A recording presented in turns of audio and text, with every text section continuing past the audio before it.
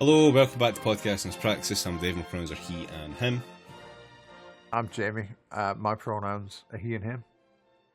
I'm Rob, mine are he and him. And I'm Alistair, my pronouns are also he and him. And it's part 2. Joining us once again is Sinan.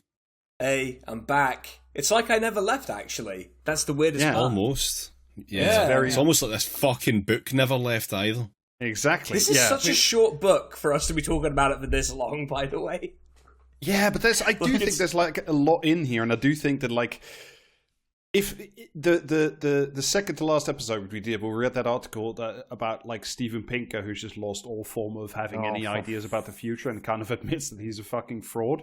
This is like sort of the other part of that, which is like this is the one sort of quote unquote new idea that neoliberalism has. And it's just, what if we repackaged deregulation and said, but actually it's about building houses?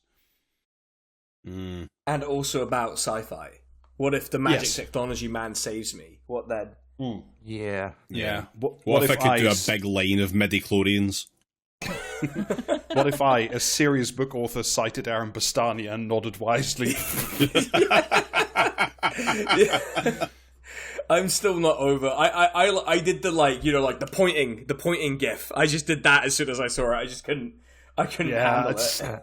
Yeah. If someone quoted my work or things that I had said alongside Matt fucking Iglesias, I would literally just kill myself right then and there. Unless it was using my work to say how much of a dipshit he was, in which case fine. Yeah. But otherwise, no, I would not accept it or be pleased by it. If Ezra Klein ever cites this podcast, I'm honestly asking Sinan to be my second and commit noble seppuku, because, like, that's just, so you have to have some form of shame. I'd have to get the plane out to do that. That's the thing. I don't know. Yeah, but I'll pay you for it. Don't worry about it. Okay, fine then. Done. Yeah. Done. Deal. All right, okay. Let's do it. All right, anyway, we're back into it. And the next chapter, what we're talking about is, like, why the government is responsible for there being a housing crisis. Again, it's not commercial landlords. It's not, the people who build the houses. No, it's simply the fault of why regulation bad. And this time, basically what they say is why subsidies are bad specifically, to do with housing. Why can we not solve the housing crisis?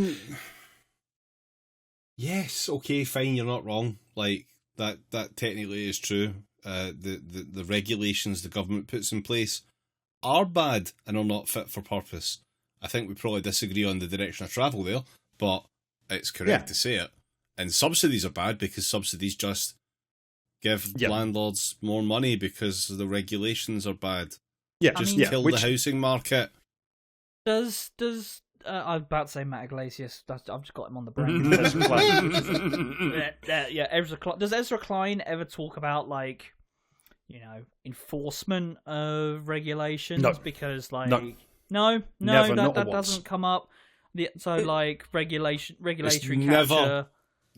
Never once been necessary to do enforcement on landlords. No one in history has ever done this.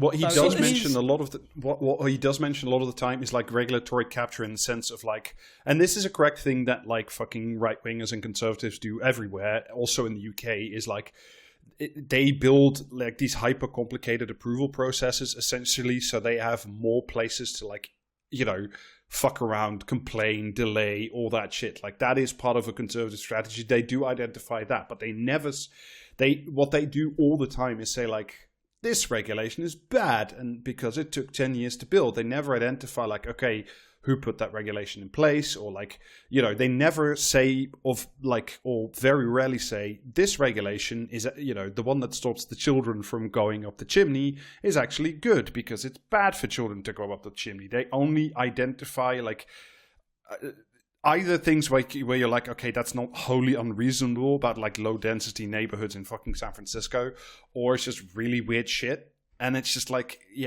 so enforcement is also never really sort of like the only time they talk about enforcement is in the negative sense, like, oh, these these busy bureaucrats enforce stupid rules.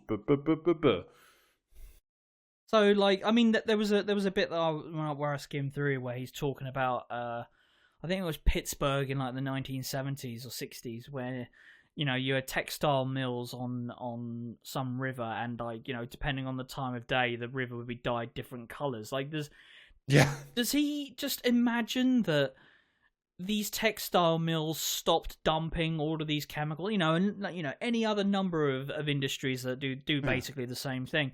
Imagine what if like a water company dumped sewer in the water. Anything couldn't happen in a sophisticated rich world country. Yeah, definitely not. Imagine. Does he imagine that these people were doing that because like they I don't know, because they're like ontologically evil? I mean, although not a million miles away. And like they stopped doing that because someone explained to them, don't do that because it's bad.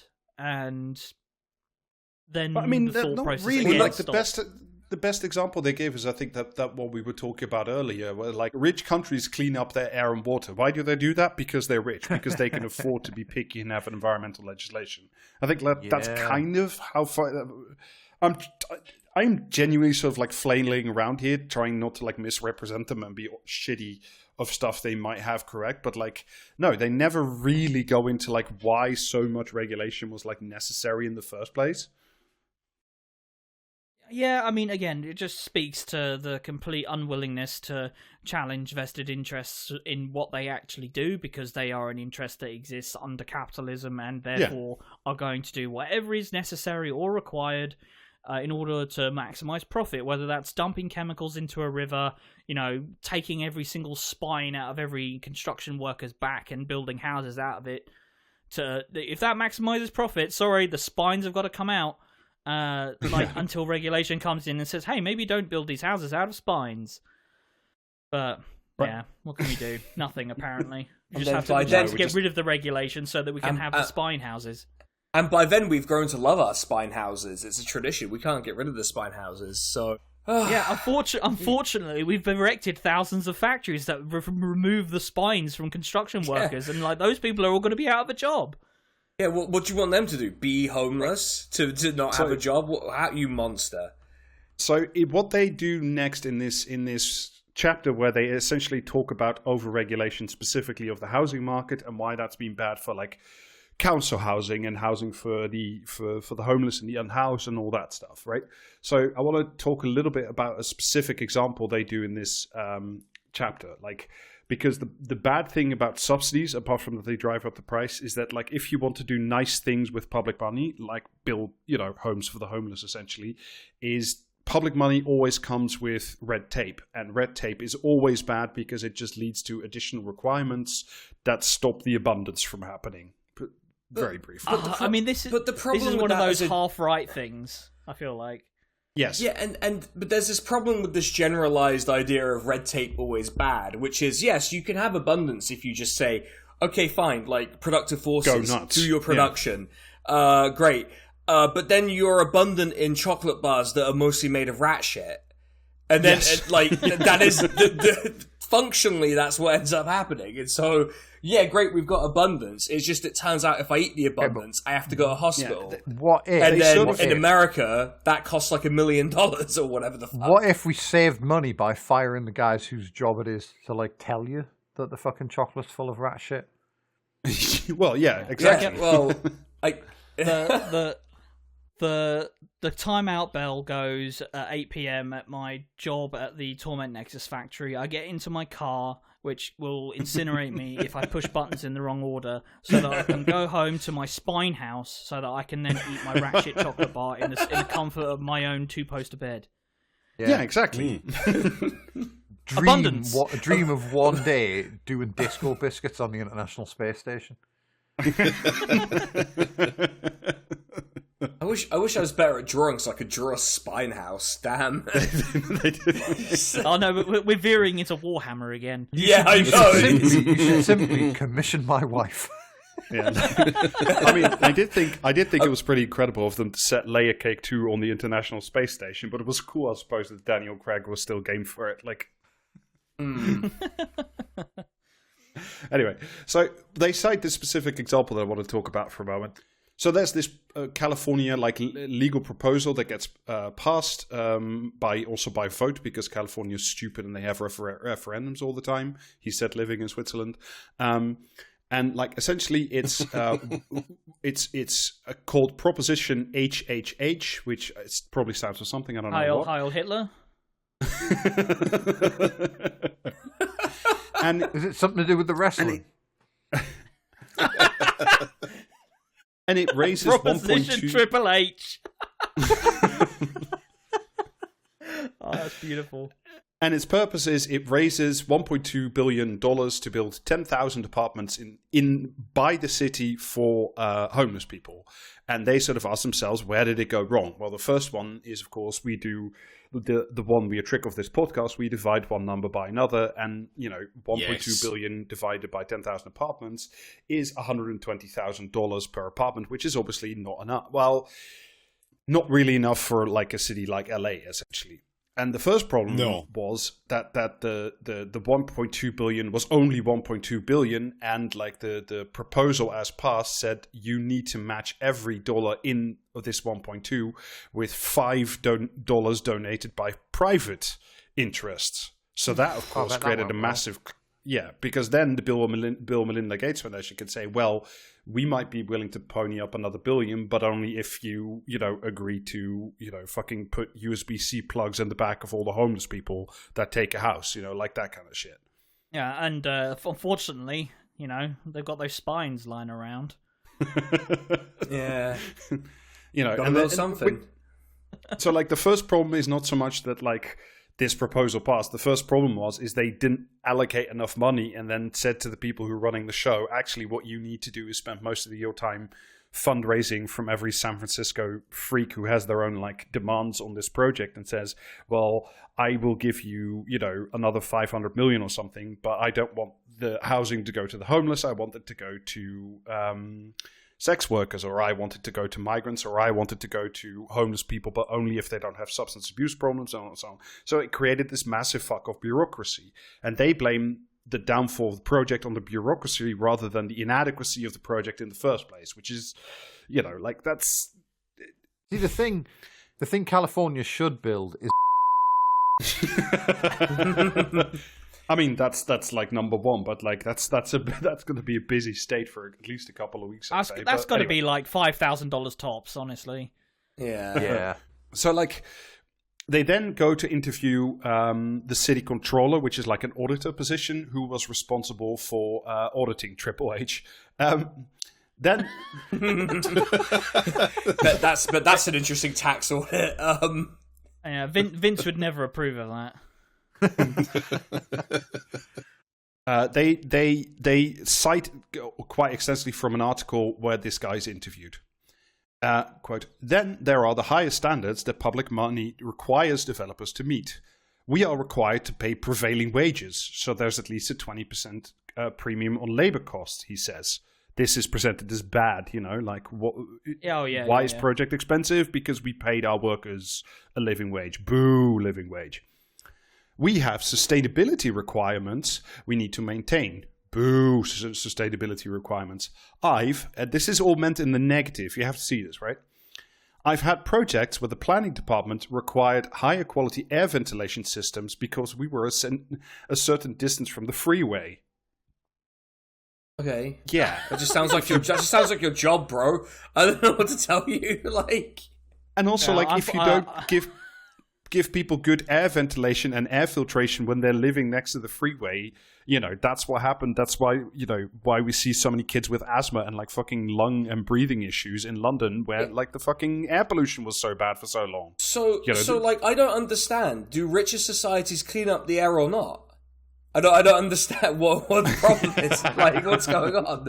Do we want clean air or not? What's happening? You do, but the problem is we don't have Abundunce yet, so not everybody drives an electric car on those freeways. It's yeah. Yeah, never mind those thousands and thousands of tons of microplastics that are spewed into the environment from those tires that those same electric cars are going to continue using in perpetuity. If that's the society you want. And also, that wasn't the claim. His claim was that richer societies clean the air. We already have richer societies. So what if the richest society on Earth doesn't do that? Does my entire thesis fall apart? Well, you see, I still have like another 90 pages of this shit to write, so we'll see if that's how it plays out. Right. Continues the quote. Again, they're still interviewing the city controller guy. All the affordable housing development is subject to green building requirements. Boo. Green building requirements. Boo. The standards in California are higher than anywhere else in the country. Boo. High standards for housing. Boo. And you're not just required to build to the standard, you also have to hire a consultant to confirm you've built to the standard. That adds even more costs.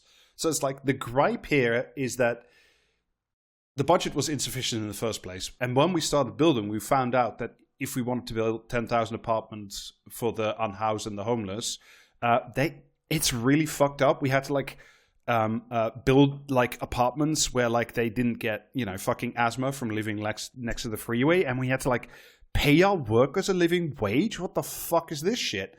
And the building had to be like, sort of carbon efficient. We had to put in like a heat pump. Do you know how much money that costs? Imagine. I feel like if this guy had his way, right, it would be you wouldn't have to build the high quality housing, you wouldn't have to pay your workers a living wage, and you could just you cut out all the shit that lives in my fucking Jetsons version of the future.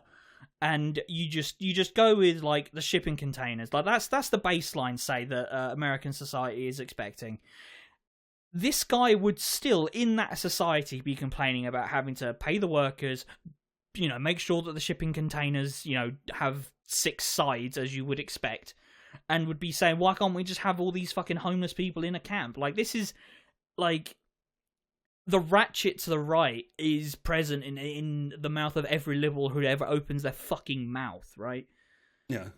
So for me, this is like very core to like when these people talk about abundance and, over-regulation in housing. It's like what they want to get rid of is sustainability requirements, paying your workers properly requirements, fucking air quality standards, or, is the house like even remotely energy efficient?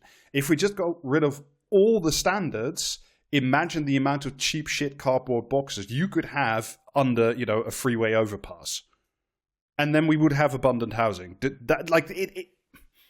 It's Britain's working on it.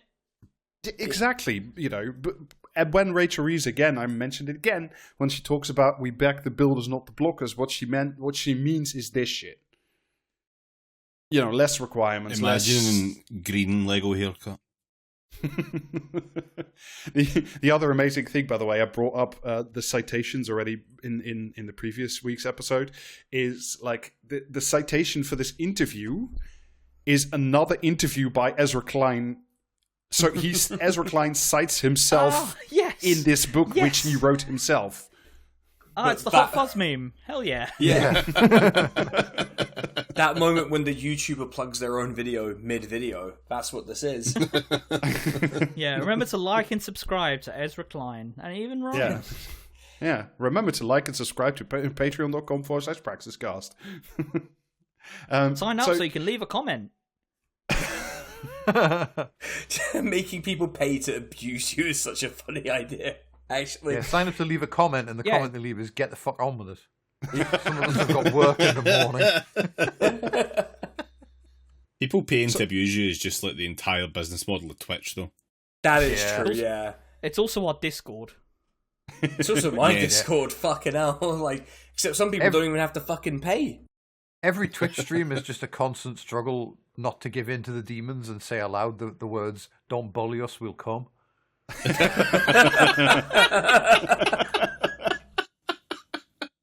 So like they do, the book then sort of does kind of go on to point out something correct, which is like part of the problem of having a big administrative state is that you can't have a big administrative state and then have no administrators and rely exclusively on like outsourcing and consultants. Like if you want to have a lot of regulations, you need to have people on staff who know those regulations inside and out. Like that's that's very true, and that is a genuine problem with, the modern liberal state, is that, like, you create a very complex administrative state, and then, like, you outsource all the people who know how to, like, work the system, which creates tremendous bottlenecks and idiocy. Like, that's fine, right? I have no problem with that bit. Yeah, never mind the fact that those people who were writing those regulations and enforcing those regulations leave the public sector because you essentially want to abolish it because you hate your regulations so much. Those people then go into the private sector and then do essentially the exact same job they were doing beforehand, except with like a 50-100% extra fee on top of it because you have now invited the profit motive into your like system of government, which is, not so much liberalism as straight up, libertarian capitalism, which, Also, the other way that plays out is someone who knows the regulation goes to the private sector and teaches them how to circumvent all the regulations, because they know all of them, which is the one I've encountered a lot.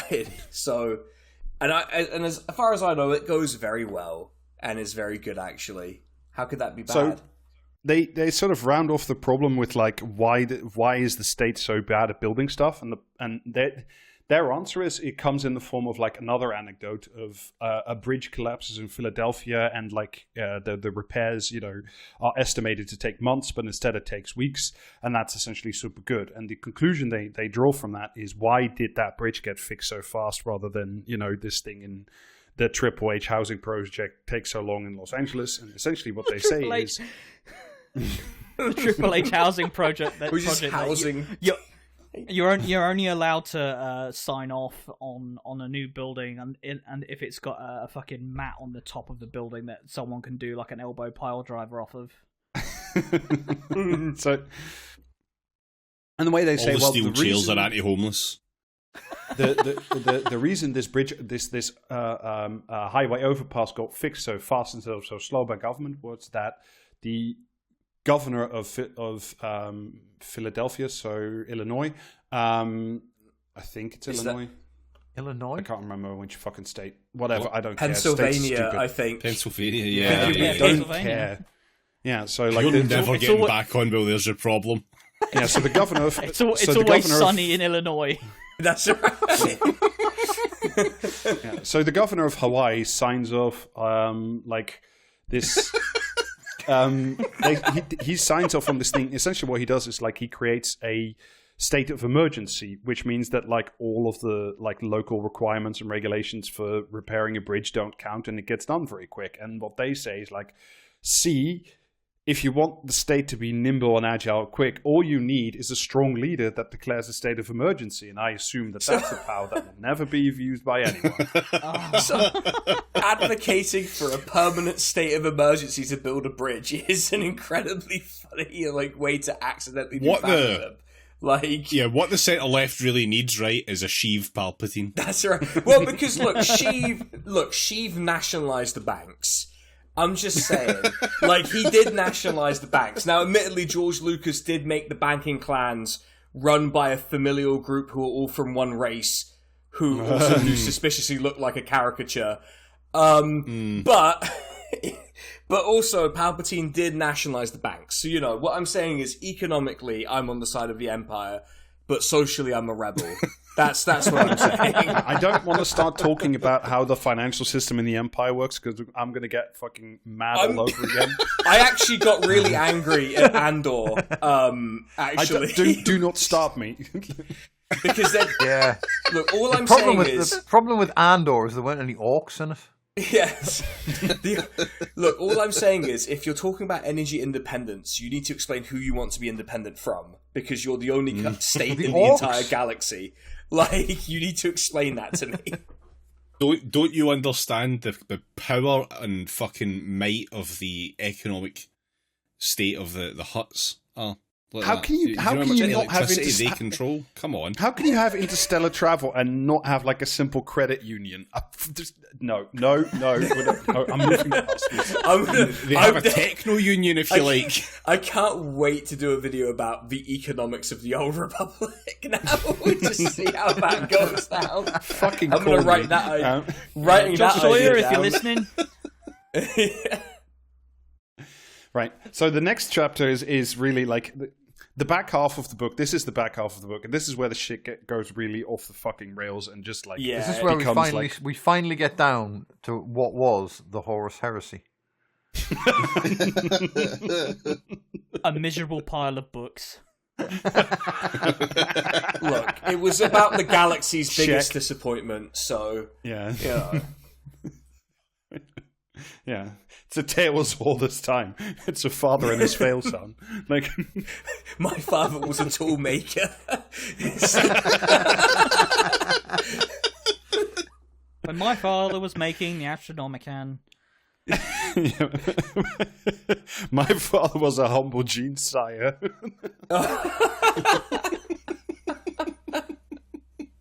Sorry, we can't do that. We will be here forever. Anyway, God Emperor of Mankind, Keir Starmer is not a fucking thing I wanted this podcast to end up at. I suppose it was inevitable. Thousands of briefcases are sacrificed in his name every day. It makes perfect sense because the Emperor is a heretic because he doesn't believe in his own divinity, and Starmer doesn't believe in himself as Prime Minister, so it actually works out perfectly. All right, stop. So, anyway. Everybody, kids, get back in the car. We're driving on. All I'm saying is death to the corpse Emperor. That's all I'm saying. So the next bit is about like why does America and I suppose by extension the UK as well, why does it no longer innovate? Why do they no longer make shiny new things and big bright ideas? Why does all the innovation happen in China and not in America? And the answer to this, broadly speaking, is because we've over-regulated the grant-giving mechanisms of the National Institutes for Health. Fuck off. Nothing gets done in America because you're all too obsessed with hamburgers and guns. Yeah. People might fucking innovate more barreling if they into other people's like fucking mentions on Blue Sky to yell about the dang Cheeto in the White House. Is this the part where he says that modern science is conservative?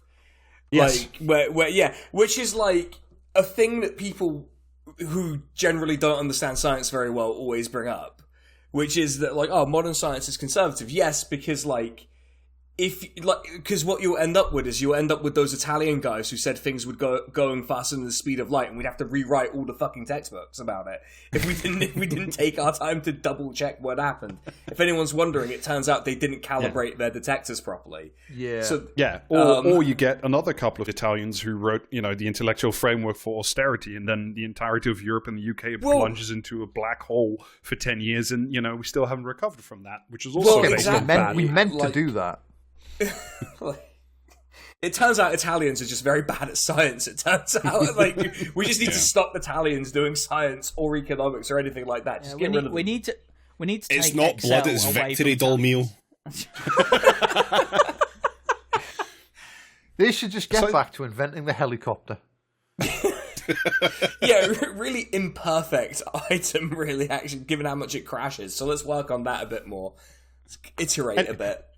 So the opening anecdote of why should we be essentially innovation yimbies is they find some woman who like writes 1,000 proposals to do research on mRNA, something to do with DNA. I'm not a scientist, don't at me. But they North America. She competition where you like dress in a jockstrap and oil yourself up. But she gets like shot down by the evil government at the National Institutes for Health because they think her research proposals are dumb and bad. But then it turns out, in a twist in the shocking tale, is that mRNA is the key to the COVID vaccine. So Well, I mean, like, is this going to address the fact that most research that is generated today is generated in the interest of, profit seeking? Because that's what a large number of universities are only interested in, because we've turned institutes of learning into institutes of profit generation rather than researching things for the sake of knowledge and understanding. Is that mentioned anywhere?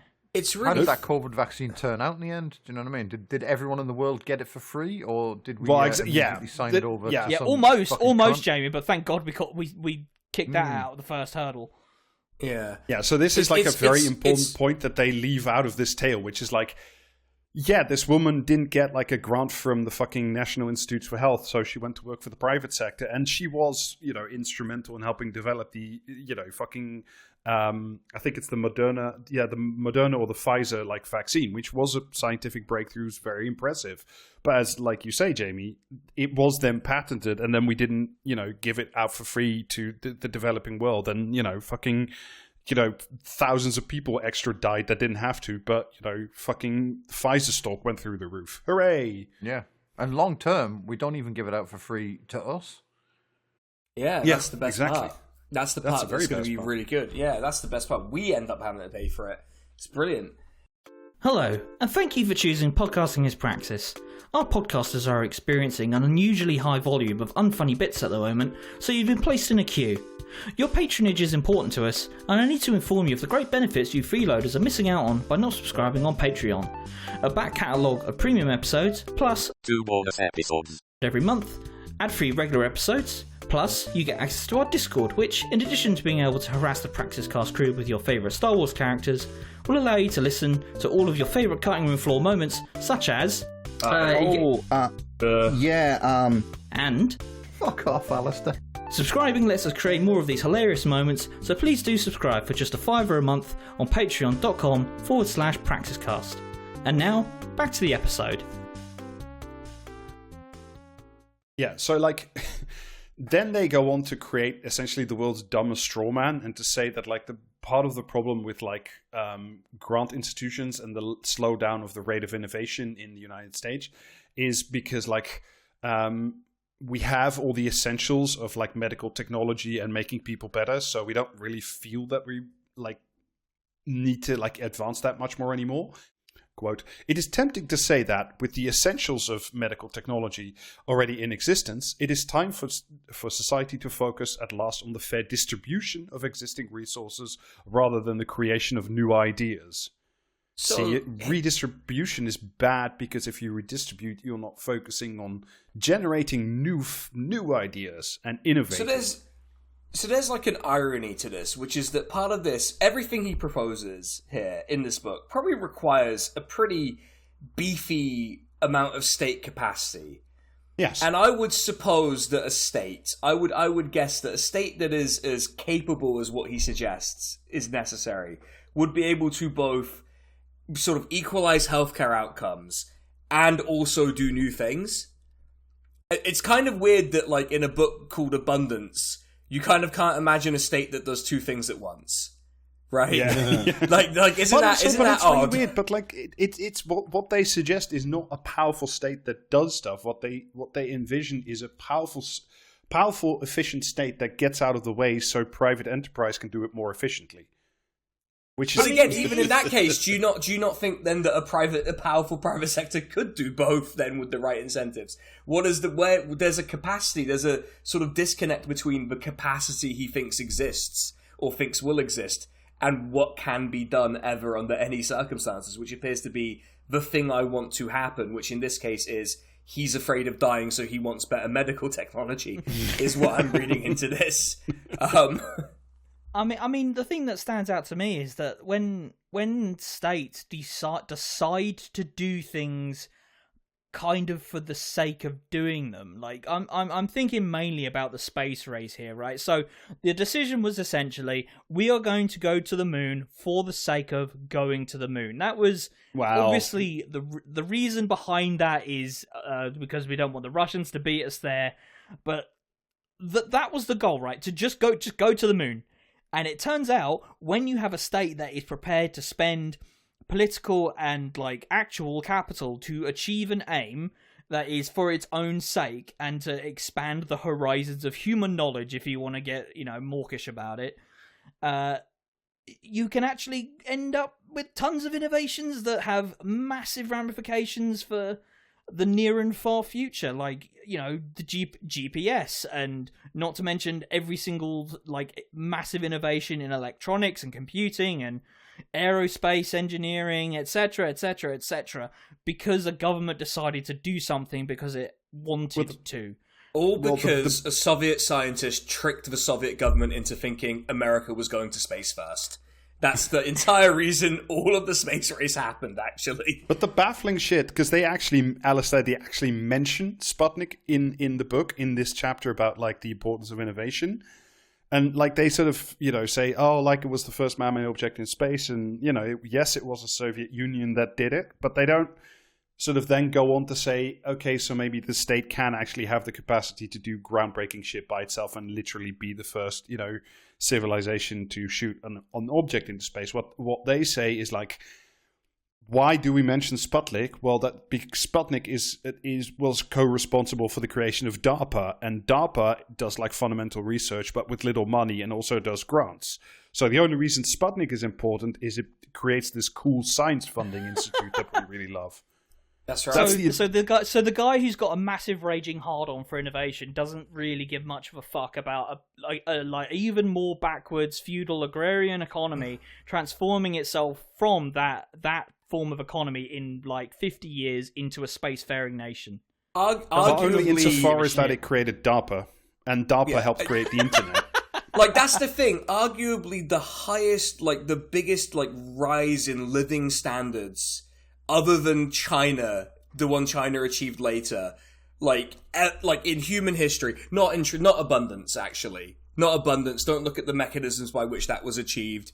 Don't because that's bad. That's the red kind of abundance, you see. That's going to be the name of the book I write about how shit this book is. Red Abundance. That's what it's going to be fucking called. Yeah, even though I don't... But it's spelled READ. Yeah, that's right. Yeah, but, it's about. Even though I don't believe in it, it's a book about how we should have more scorpions for everyone. That's right, and how For All Mankind is great because it has the Soviets winning the space race. Yes, yeah, still real to me, damn it. Yeah, that's the future we were denied right there. So they then go on, they do this whole example about like this woman who helped create the mRNA COVID vaccine and how that's all super cool. And the problem is like, with how science and grant funding is awarded, and that's like slowing down American innovation, and regulation slows down innovation. But then, of course, you have to answer the question that comes from that, which is, why do we even need all this innovation? Well, aren't we kind of like, haven't we reached the end of the tech tree yet? Well, no, because brace yourself for the solutions that, they want to see in the world. The world is filled with problems that we cannot solve without more invention. In the fight against climate change, the clean energy revolution will require building out renewable energy that we have already developed. But decarbonization will also require technology that does not yet exist at scale. Clean jet fuel... Less carbon-intensive ways to manufacture cement, and machines to remove millions of tons of carbon from the atmosphere. Oh, I see why Starmer loves this shit. We've got to invent the tree again. Yeah, can we? But also, like, less carbon-intensive ways to manufacture cement. That already is something that's been worked on.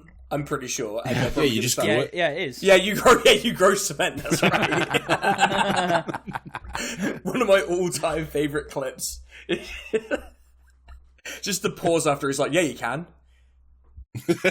Yeah, but like so good. But just look at like, why do we need innovation? It's like clean jet fuel is a fucking myth that's been spread by the airline lobby for 20 years now, that like still fucking clings like a fucking barnacle to life. Cement, sure, but the carbon capture and storage machines that still, we've invested in this for 20 years and they still don't fucking work because they can't. A lot of these issues are things where it's either something that's existed since before humans were around, like trees, or stuff where we do know how to do it, but we're refusing to do it because there's no political will to do it. There's no political will, and also, maybe Ezra Klein should listen to this, because it would require the private sector to eat losses in the short term. Yes. And they're not going to do that, and that's what your agenda would probably require from them.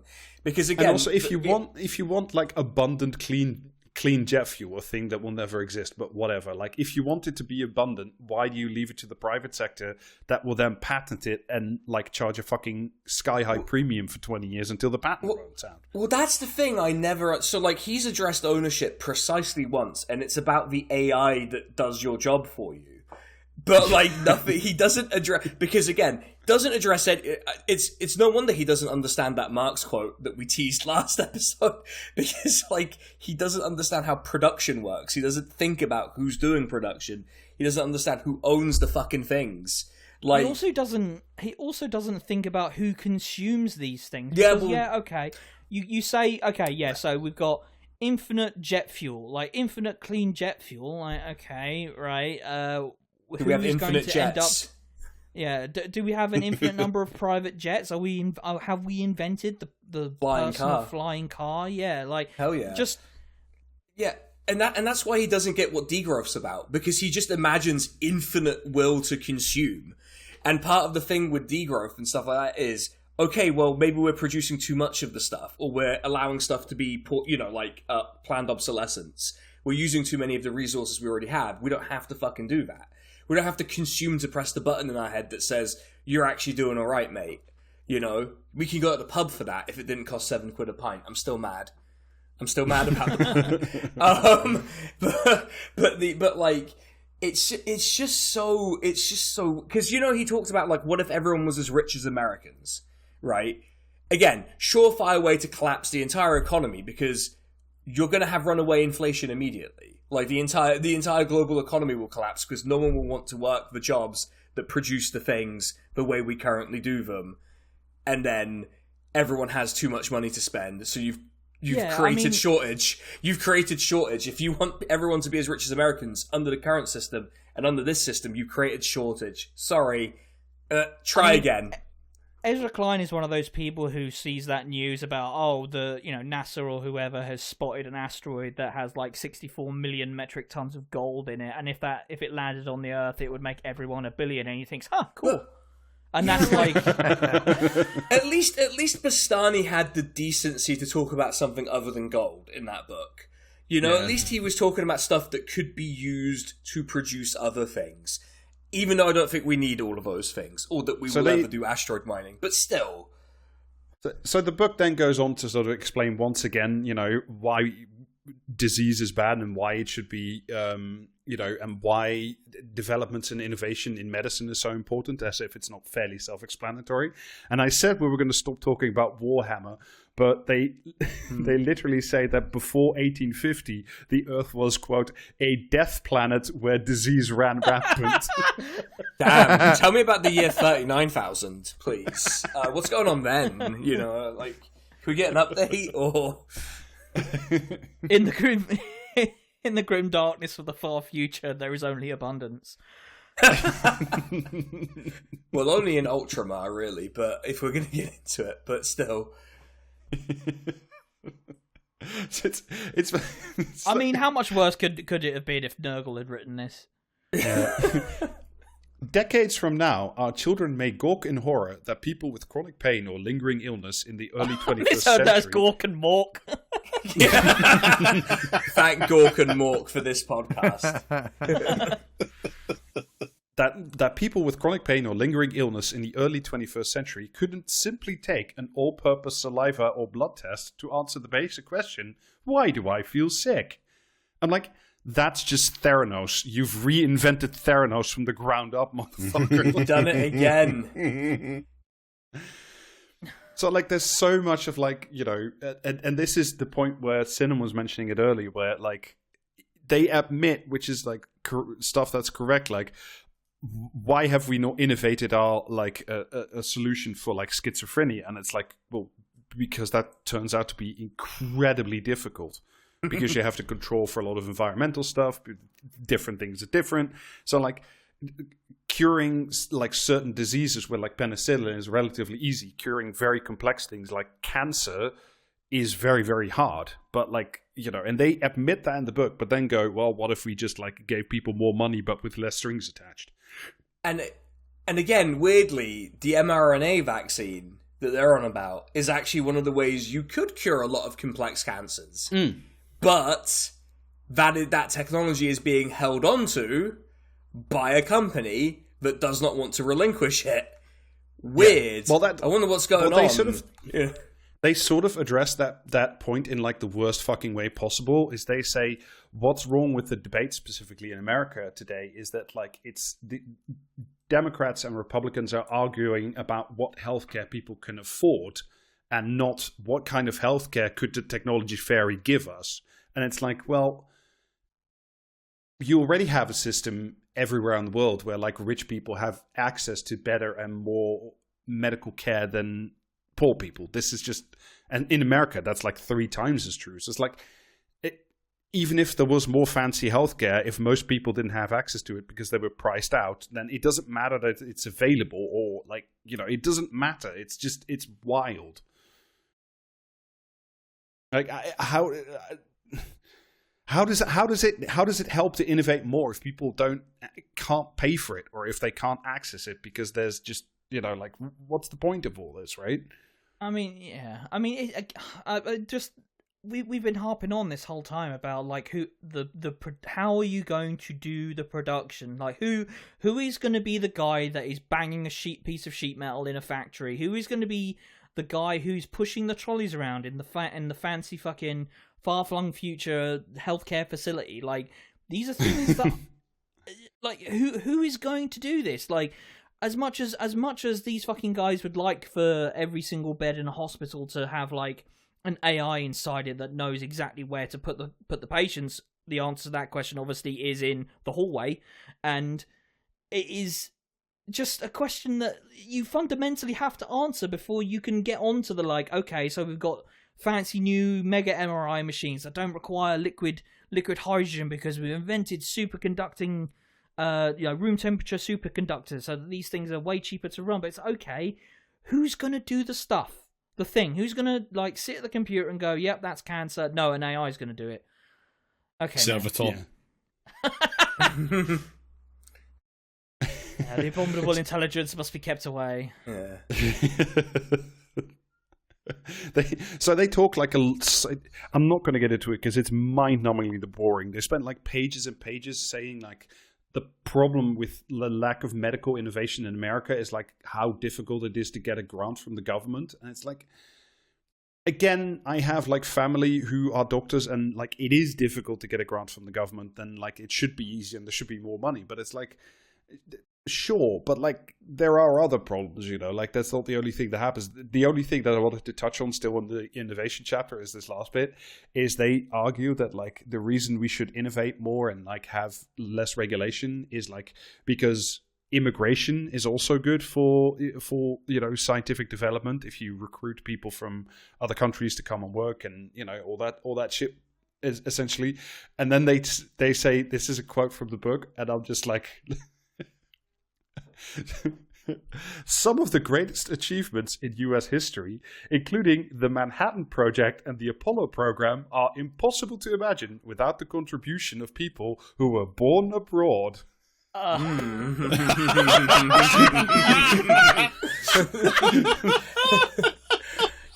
no. Care to be fucking hell. Who knew that Nazi party member Werner von Braun was going to get a shout out in Ezra Klein's book about abundance? It's weird that we mentioned For All Mankind earlier too. Now I think about it, it's all kind of come together weirdly well.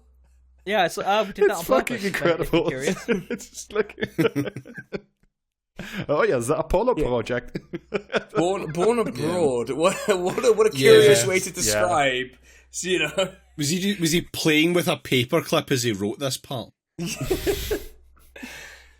I've just remembered that I've not watched Oppenheimer. Again, for some reason, I should probably get around to watching that. It's all right. Yeah.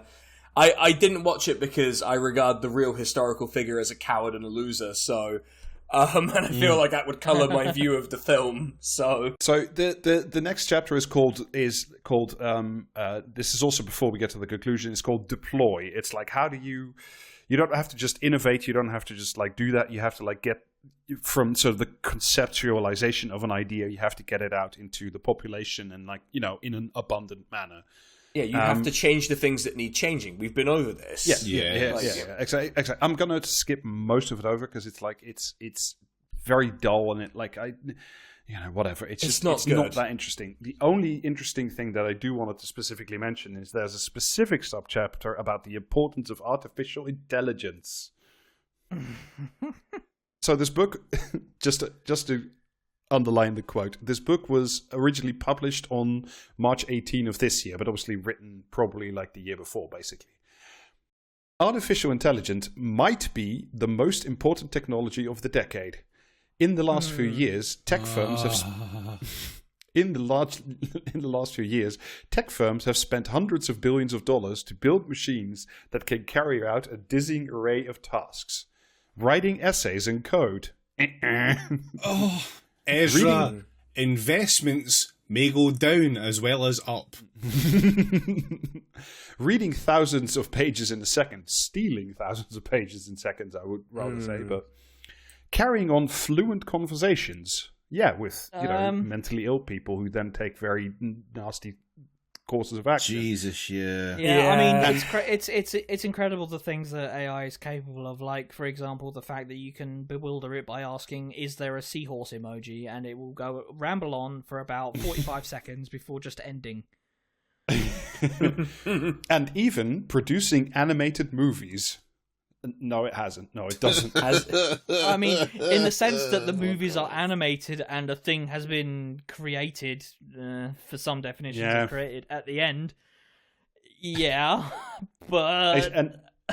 And I say again, published on March 18, 2025. AI has not transformed the US economy in the hour that we are writing these words, but things are moving fast enough... The hour. Fuck off. But things are moving fast enough that it is impossible to predict what effect AI will have had by the time you read these words. Going to go back to the Slop Trough channel just quickly. Yes, Sam Altman says ChatGPT will soon sext with verified adults. Yep. Cool. That's gonna go. So I can't wait for the YouTube video about the disaster that unfolds. I can't wait for the inevitable data breach. Oh my god! Thank you. Yeah. Yeah. Shout out to Discord for the data breach, right? Proving my point about the Online Safety Act within a month of me talking about it. Thank you. Yeah.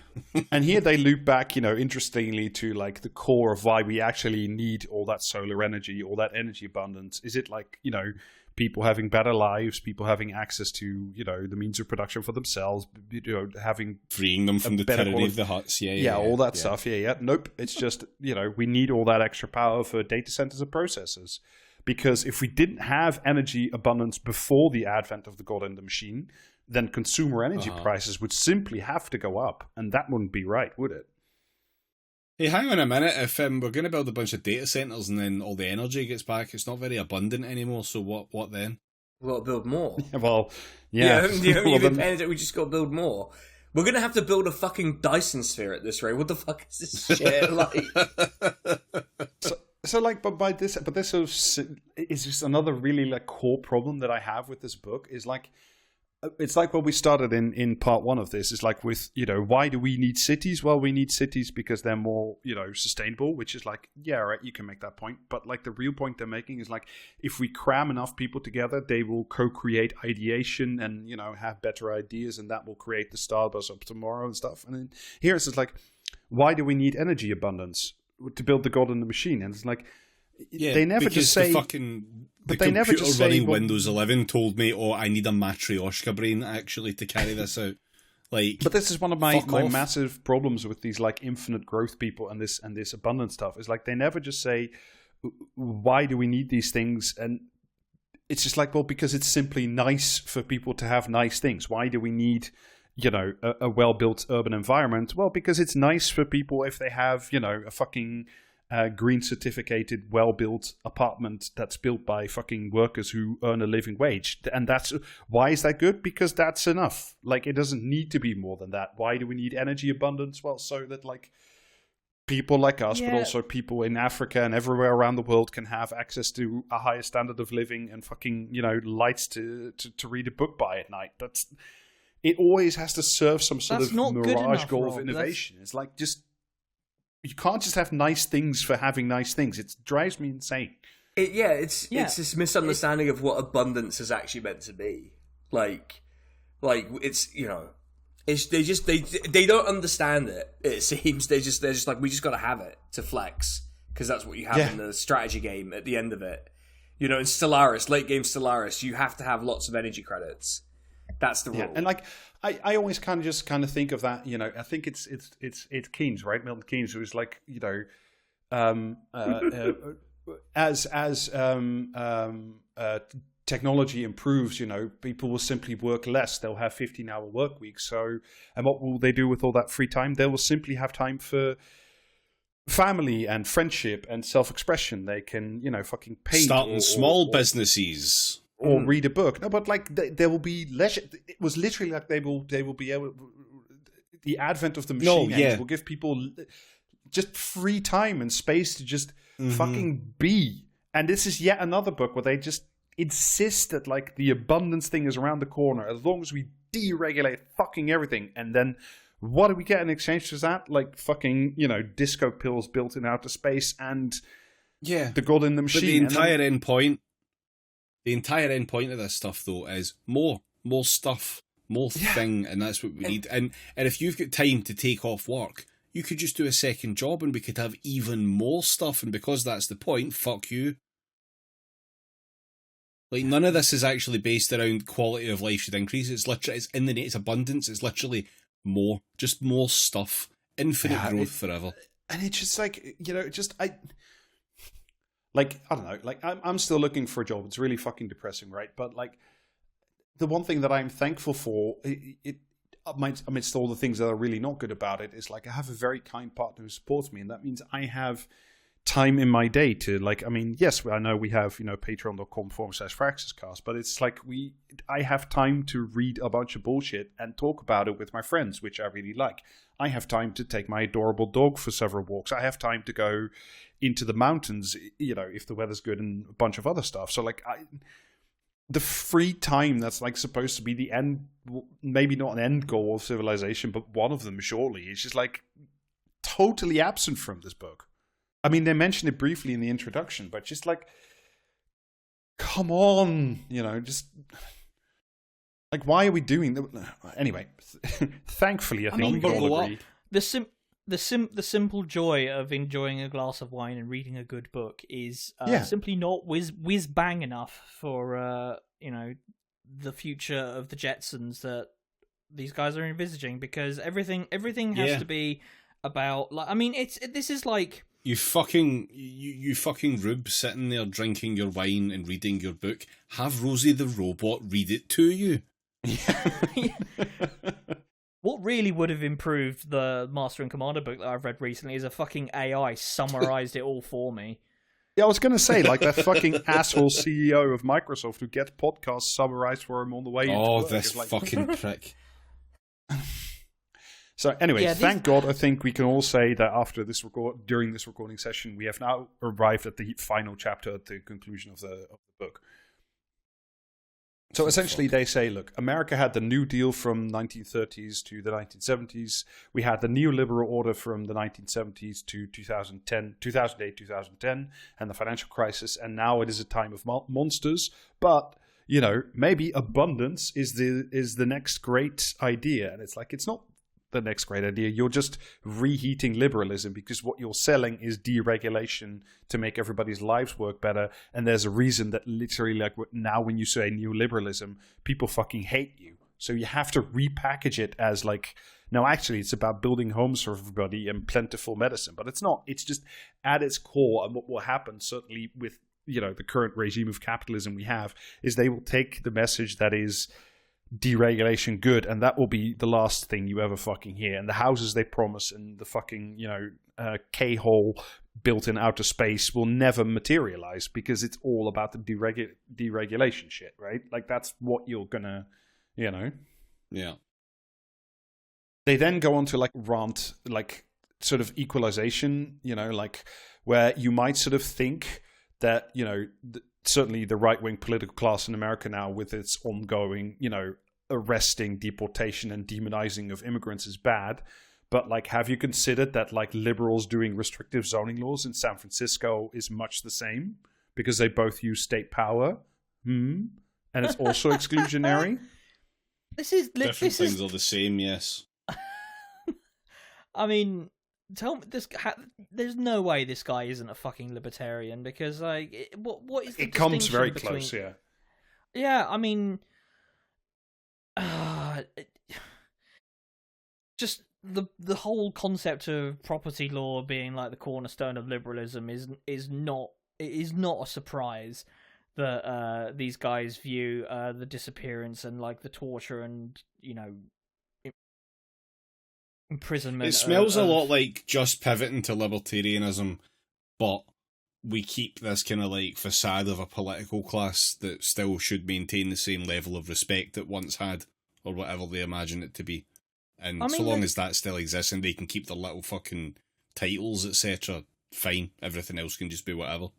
I mean, when your entire like conceptualization of the world has been completely undermined in 2008, you have to come up with something, and this whole fucking book is just a testament to how bereft of ideas that liberals are, because as we know, liberals will always be the fucking handmaidens of fascism, because if you're at a point where you are equating those immigrants, not even immigrants in a lot of cases, fucking brown people who look wrong, being disappeared with fucking liberal zoning laws.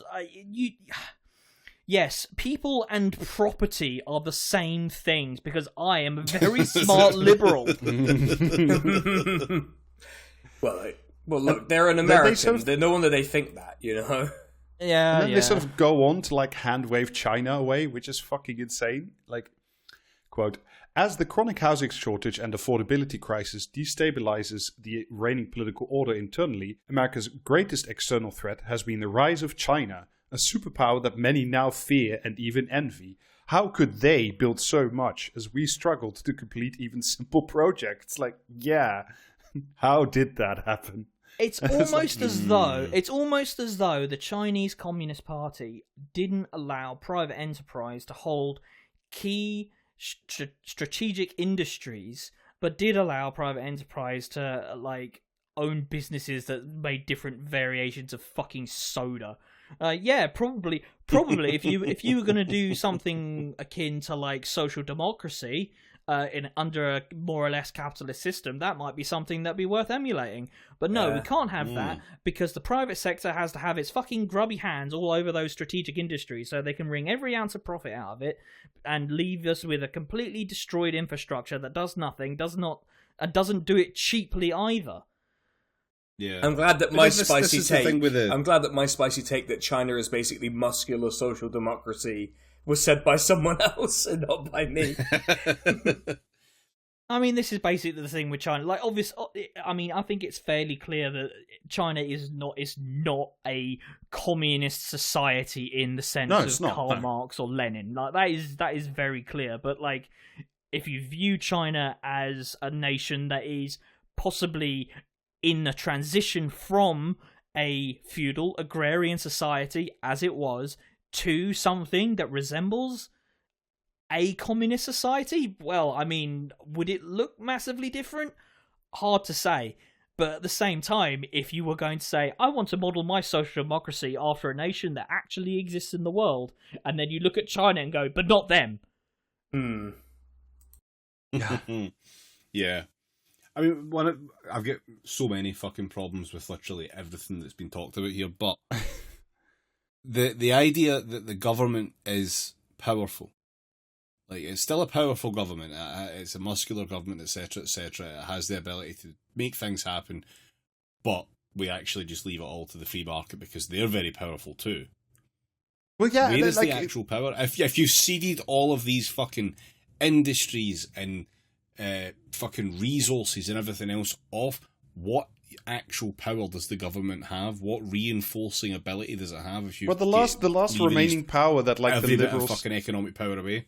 Well, the last remaining power that the liberal state has and like has sort of built out for itself over the last 20, 30, 40 years is the regulatory state, right? It's we don't build shit anymore, but we can tell you what's allowed and what's not. And that's maybe the last bastion that the liberal state has against like the total domination of fucking capitalism. And what this book argues, unironically, is, you need to give that up because only then will, the abundance flow. It is in this sense like it comes either very close to it or it is actually libertarian. Yeah. Like, and they then have an incredible couple of paragraphs about like how Joe Biden was actually great because like he did an infrastructure bill and invested in science, and there was a big clean energy bill, and my note just says I would simply not look at what happened next. I would simply not watch the infamous debate where Donald Trump pulled his punches. I just wouldn't watch that. Then we get into another fucking like, because clearly Klein and Thompson, they don't like Donald Trump for like sort of social reasons and ideological reasons. So you essentially get what I've called the Donald Trump doesn't want to cure cancer, he wants to turn people into dinosaurs paragraph. They'd be so cool, so beautiful, big, beautiful dinosaurs roaming America, folks. Donald Trump won the 2024 election in part because of the failures of present-day liberalism. Correct, I would say in large part. No. Apart from racism. Is this going to be one of those paragraphs that needs to end after its first full stop? But that is very different from saying that he won by offering a compelling vision for America's future. I would argue he did. It's just a very racist one. Yeah, to whom it was compelling is a question of debate. Exactly. And also, he did promise big, beautiful elections, which is very compelling. Actually, I want to know what he meant by that in detail. Trump could have run on bringing the Texas housing miracle to the nation. Instead, he ran on closing the border. He could have run on the success of delivering the COVID vaccine. Instead, he has disowned it as his coalition rebuilt itself around skepticism of scientists and vaccines. Elon Musk has led some of the most innovative companies of the modern era, but according to some reports of his role in the government, he is focused on slashing what the government does rather than reimagining what it can do. The right is abandoning many of its successes to embrace a politics of scarcity. It's like... What if Donald Trump was entirely not the person he is, and this guy I have on my head? That'd be great. So what if Donald Trump was Richard Nixon? Is essentially what we're getting asked. Like that's basically what this guy wants, is to be governed by Richard Nixon, but he talks like Donald Trump, which... that's a guy. Yeah. I mean, it's I'm not doing it, but... it's very clear that Donald Trump really has very little interest in big ideas like political economy and the needs of the nation and whatever high-minded ideas you want to throw at like American politics, like liberals love to do. But at its fundamental core, Donald Trump is engaged in an interpretation of historical materialism in that, the rich should get what the fuck they want, which is I obviously very much disagree with it, but it's certainly been a very common, train of thought for several centuries. Also, he's heavily invested in personally humiliating Keir Starmer, which I quite like, actually. That's actually a position I support Donald Trump on. Yeah, Donald Trump on contrasts. So now I get to ring the big bell that says historical materialism mentioned, and now I get to read the Marx quote to you. No, please. I already sent it earlier to David. Someone sensible. They spend a little bit of time, of course, disavowing communism and redistribution because that's bad, blah, blah, blah. And then they go in to argue that what Marx actually liked was abundance. Quote, Okay. Marx's aim was not to turn the production machine off, but to direct its end towards a shared abundance, to unburden the forces of production and make possible that which had been impossible to imagine. There is much Marx got wrong, but one need not be a communist to see the wisdom of his analysis. So, like, that's not what Marx talked about at all. Like Marx just wanted more stuff, and if we divorce that from everything else, it's great. We like Marx. The reason loved Lenin. The man loved the fucking linen coat. Linen coats for all. Like,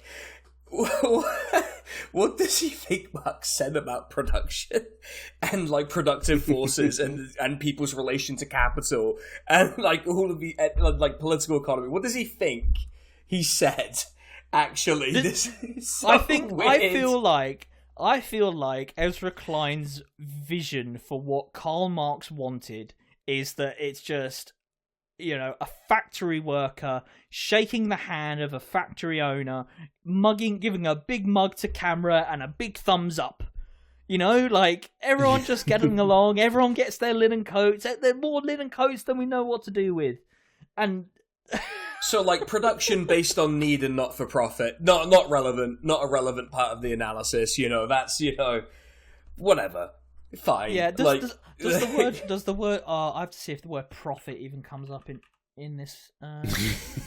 Yeah, like because like there's no acknowledgement that the capitalist class are specifically a roadblock to basically everything he wants to happen. Which already, I had my own notes somewhere, but I can find them where I just like lost my mind at some point. But yeah, the main takeaway I had from this was that I think they're just confused about their thesis, because I couldn't tell you what like the actual thesis was by the end of it, because it's just an incoherent understanding of the basic stuff they started from. They have like right at the end, right? They have this sort of they have this thing. It's like a little subchapter, and it's literally called something like policy solutions or something like that. And like, fuck yeah, here we go. Now we get to like some actual like concrete steps that we could do, so people are abundance, blah blah. Do we actually get them? No, of course not. What they only suggest is like nothing concrete. They suggest we should have better values. And what are those better values? Reduce environmental regulations because they stop people from building all the houses. Reduce restrictions on house building, like zoning, labor standards, whatever, because then we build more of the houses. Reduce the rules on government research grants because then, buck-wild youngsters can take more risk. Reduce the controls on government IT projects because there's always an overspend and they don't deliver. And it's just like... what... remind me what happened when someone went into the American government and basically just did whatever the fuck they wanted with government IT. It was fine. In the United States. Great. Was it fine? I think it was fine. Yeah, I don't know. Yeah, it was fine. Yeah, I heard that was completely fine. Actually, yeah. Mm-hmm. Yeah, and it's just also like what we have seen what happens when you reduce oversight and control on, projects done by the private sector but contracted out by the government. Like it's the postmaster scandal, it's the infected blood scandal, it's like fucking the collapse of Carillion. It's like a million things. Like they just sort of, their answer to like the genuine problem facing the liberal state is just like, just absent yourself more, motherfucker. Like regulations are bad because like they always produce bad side effects. Just get out of the way. Get out of the way so not the state can build stuff. And it's just like, in order to make... this is a quote from the book. In order to make the state work better, you have to be able to destroy parts of it. It's like, if anything is Stalmerism, that's it right there. Just destroy the state to make it better. Like, we build... In order to save the village, we had to destroy it. Yeah, that's just great government policy, really. And we're right back to change the things that need changing. And also, is it any wonder that like this book and the people behind it and like the abundance movement, because this is like a book, but there's like a whole abundance movement now, is like they're all funded by, the fucking libertarian think tanks, by giant corporations, because those people there is no demand for, capital or large corporations or Silicon Valley or anything like that to give up an ounce of power, to share more, to be better, to be dissolved, to, power. This book is entirely unconcerned with the question of power, with who holds it, who wields it, who gets to make these decisions, if all the regulations gone, who ensures that, the air is actually clean. No, it's just the only power they say is in the government, and the government's power is always bad because its regulations are out of control. And corporations, essentially, and the things they do, almost do no wrong, because they're like, well, in the 1970s, Nixon needed to sign all those environmental regulations because corporations were evil then. But we kind of assume they're good now. So if we just get rid of all the clean air regulation, then we assume they will simply not start polluting again. It's like, but that's not... You've misunderstood capitalism at that point, right? And you never, ever, not once in this book, discuss the fundamental downsides of not regulating. And all you have here at the end of this book is just reheated neoliberalism.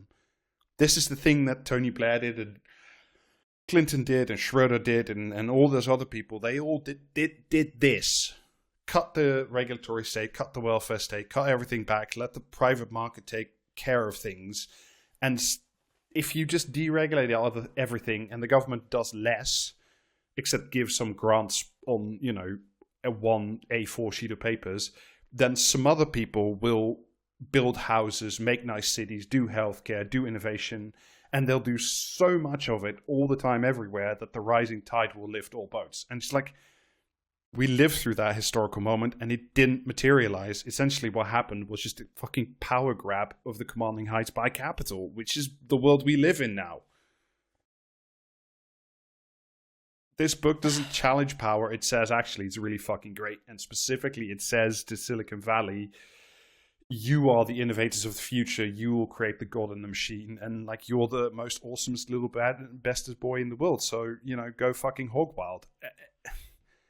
And at this point in time, the god in the machine's being cancelled, though. Now the machine is going to wank you off instead.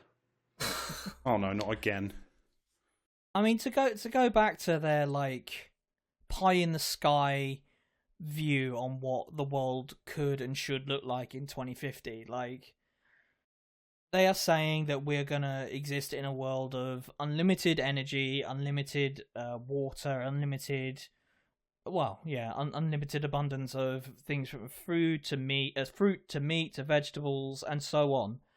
And, like, there is no real case being put forward for how we are going to create a world where, water can be, infinite amounts of fresh, clean drinking water can be obtained from the oceans, because it's just going to be piped in from a desalination plant. These are going to pop up spontaneously from the earth, because what? Because you want it to? Or is this just another element of a totally off this planet fiction that you aren't even prepared to stand up some kind of method or ideology that will actually deliver anything even approaching this, let alone even without any redistribution of, like, material resources from, the nation on Earth that has the highest percentage of fucking jet fuel consumers versus, like, literally any other nation on Earth. Just utterly hollow dog shit that is based on nothing. That is based on an ideology that died 17 years ago and is just struggling to plug the gap in their intellectual firewall of why capitalism is bad. Yeah. What do you expect from a book that cites Aaron Bastani? Well, I think that's about as strong a point as any to leave this episode on. Thank you very much for sticking with us on this doubleheader about, the fucking abundance movement. Your liberal cousin will bore you with it at weddings. Just that's probably the best way of going about that. And otherwise, we are at patreon.com/practicecast, 2 bonus episodes a month. The Discord is genuinely getting better all the time. There's lots of amazing material on our Cutting Room Floor channel. And you can complain about, I don't know, flavors of Iron Brew. That's, I think, some of the stuff we got up to today. And there's the merch. It's getting cold. Your flesh disgusts you, so clothe it. praxiscast.tmail.com. Streams are back on Sunday and possibly Thursday. And here is Senan for the plug in of their part. Yeah, I do a Twitch stream as well, twitch.tv/SK the YouTube, SK the Crusader. By the time this is out, I suspect the video I'm working on that's about the Battle of Endor will probably be out. Otherwise, if it's out even later than I think, the one I'm doing about Mass Effect might be out. So, a lot to look forward to. I've decided to do no politics. What a month. The end of this month, it's Endor. Next month, it's Mass Effect, and then something else. I don't know what it's... Oh, yeah. Yeah, so we've got... Yeah, I basically decided to disavow doing politics on the channel ever again in favor of actually having a good time. So we'll see how that works. And doing books, which is awesome. Yeah. I mean, I already did a video about a book, which was the David Baddiel book, so Oh, fuck my life. Now. Yeah, that one was popular, weirdly, because I just bashed David Baddiel for ages. Yeah, that one... Oh, well, that's always that one you should check out, because it's really funny to see how David Baddiel accidentally just kind of goes, yeah, Nazis had a point about race science. All right, well, and on that high note, thank you very much for listening, and we will catch you next week. Bye-bye. Bye. Cheerio. See you. Bye.